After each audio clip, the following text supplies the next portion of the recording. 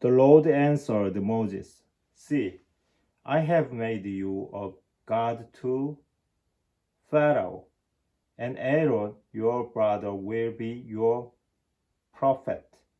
You will speak all that I command you. In turn, your brother Aaron will tell Pharaoh to let the Israelites go out of his land. Yet I will make Pharaoh so headstrong that, despite the many signs and wonders what I work in the land of Egypt, Pharaoh will not listen to you. Therefore I will lay my hand on Egypt, and with mighty acts of judgment I will bring my armies, my people the Israelites, out of the land of Egypt. All Egyptians will know that I am the Lord when I stretch out my hand against Egypt and bring the Israelites out of their midst. This, then, is what Moses and Aaron did. They did act exactly as the Lord had commanded them. Moses was 80 years old and Aaron 83 when they spoke to Pharaoh. The Lord spoke to Moses and Aaron.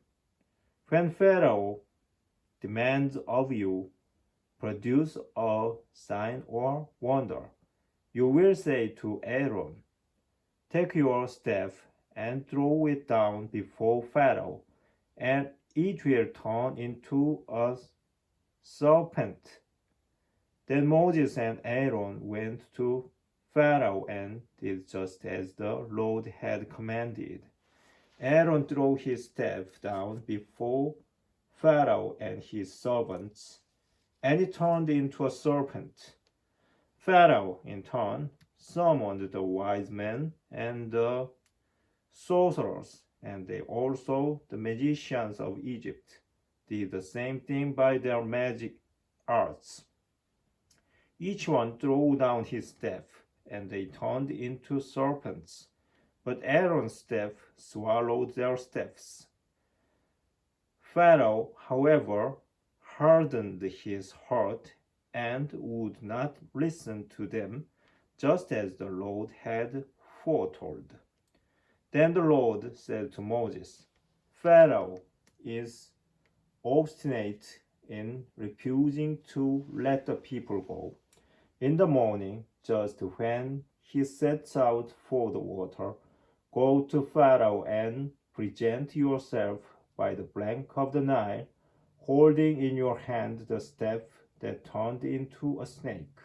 Say to him, The Lord, the God of the Hebrews, sent me to you with a message. Let my people go to serve me in the wilderness. But as yet you have not listened. Thus says the Lord, This is how you will know that I am the Lord. With the staff here in my hand, I will strike the water in the Nile, and it will be changed into blood. The fish in the Nile will die, and the Nile itself will stink so that the Egyptians will be unable to drink water from the Nile. The Lord then spoke to Moses, Speak to Aaron. Take your staff and stretch out your hand over the waters of Egypt, its streams, its canals, its ponds, and all its supplies of water, that they may become blood. There will be blood throughout the land of Egypt, even in the wooden pails and stone jars. This, then, is what Moses and Aaron did, exactly as the Lord had commanded.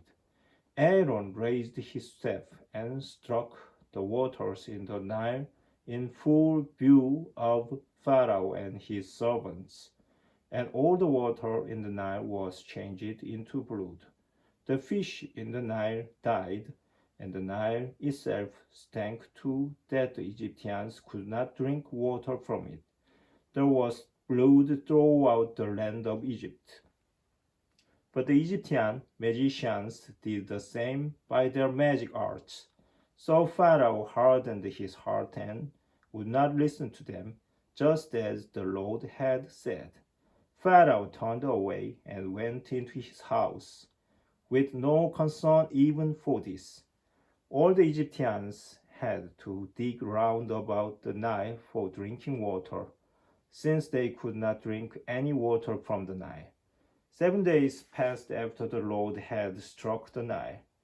Then the Lord said to Moses, "Go to Pharaoh and tell him, 'Thus says the Lord, let my people go to serve me. If you refuse to let them go, then I will send a plague of frogs over all your territory. The Nile will teem with frogs.